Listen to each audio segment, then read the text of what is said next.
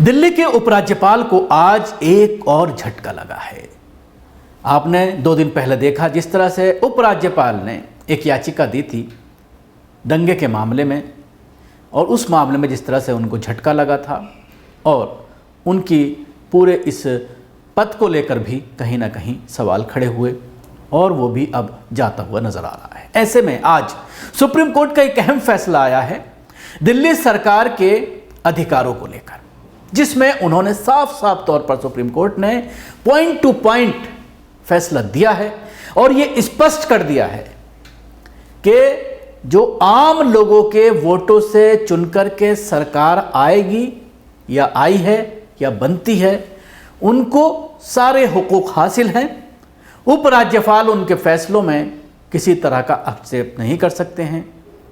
बहुत डिटेल्ड फैसला है, आइए मैं आपको पूरे मामले के बारे में बताता हूं। एक बड़ी जीत मानी जा रही है आम आदमी पार्टी के लिए, केजरीवाल के लिए। सुप्रीम कोर्ट की 5 जजों की संविधान पीठ ने गुरुवार यानी आज 11 मई को दिल्ली सरकार और केंद्र के बीच विवाद पर अपना अहम फैसला सुना दिया है। दिल्ली सरकार की वही शक्तियां हैं जो दिल्ली विधानसभा को मिली हैं। दिल्ली सरकार को सर्विसेज पर विधायी और कार्यकारिणी अधिकारी है।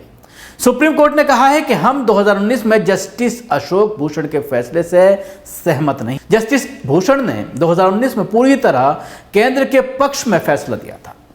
5 जजों की संविधान पीठ ने मुख्य न्यायाधीश DY Chandrachud, justice MR Shah, Krishna Murari, Hima Kohli और PM नरसिम्हा शामिल रहे।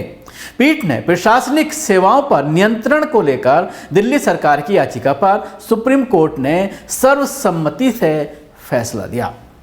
सुप्रीम कोर्ट ने आदेश पढ़ते हुए कहा, दिल्ली विधानसभा के सदस्य दूसरी विधानसभाओं की तरह सीधे लोगों की तरफ से चुने जाते हैं। लोकतंत्र और संघीय ढांचे के सम्मान को सुनिश्चित किया जाना चाहिए। हालांकि कोर्ट ने कहा कि अनुच्छेद 239 AA दिल्ली विधानसभा को कई शक्तियां देता है, लेकिन केंद्र के साथ संतुलन बनाया गया है। संसद को भी दिल्ली के मामले में शक्ति हासिल है। उपराज्यपाल की कार्यकारिणी शक्ति उन मामलों पर है जो विधानसभा के दायरे में नहीं आते।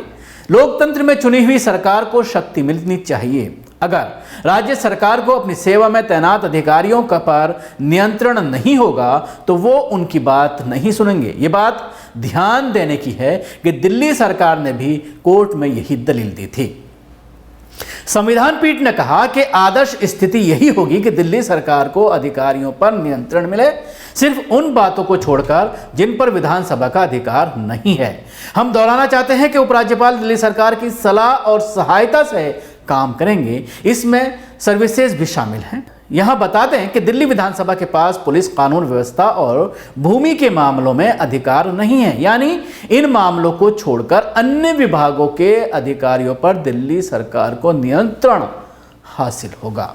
अहम फैसला है और ये बिल्कुल उलट है जो इससे पहले फैसला आया था और दिल्ली सरकार के तमाम इख्तियारात सल्ब कर लिए गए थे और सारी फाइलें राज्यपाल उपराज्यपाल के पास जा रही थी, जहां से आप देख रहे थे कि तनाव की स्थिति बनी हुई थी। चाहे वो दिल्ली में इलेक्ट्रिक के दामों को लेकर के मामला हो या और बहुत सारे मामले हैं जिसमें कहीं ना कहीं आपने देखा था किस तरह से हंगामा हुआ था। कुछ प्रिंसिपल्स को स्कूल के बाहर भेजना चाहते थे ट्रेनिंग के लिए, जिस फाइल को लौटा दिया गया था, और कहीं ना कहीं आपस में इस तरह के मामले चल रहे थे। इसके साथ ही बहुत सी कमेटियाँ जो बनाई गई हैं उसमें भी उपराज्यपाल ने अपने लोगों को रखा है, जिसकी एक ताज़ा मिसाल दिल्ली हज कमेटी है, जहां पर चेयरमैन भारतीय जनता पार्टी की एक सदस्य है, उसको चेयरमैन बनाया गया है, चेयरपर्सन बनाया गया है। हालांकि अभी तक ये होता चला आ रहा था कि जिसकी सरकार होती थी राज्य में उसी का मेंबर्स होते थे, उसी के चेयरमैन होते थे, लेकिन इस बार पूरा खेल हुआ है हज कमेटी में। इसके अलावा और बहुत सारी कमेटीज़ में अपने लोग, चाहे वो वक्फ बोर्ड की बात करें, तमाम जगहों पर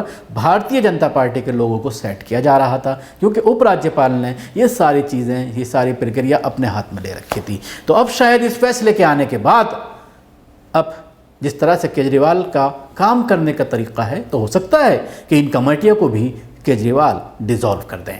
शुक्रिया। आपको हमारी कोशिश कैसे लगी ज़रूर बताएं। हमारे यूट्यूब चैनल को सब्सक्राइब करना ना भूलें। इसके साथ ही बेल आइकन ज़रूर दबाएं। अगर आप ये वीडियो फेसबुक पर देख रहे हैं तो पेज को लाइक करें, उसके साथ ही फॉलो भी करें।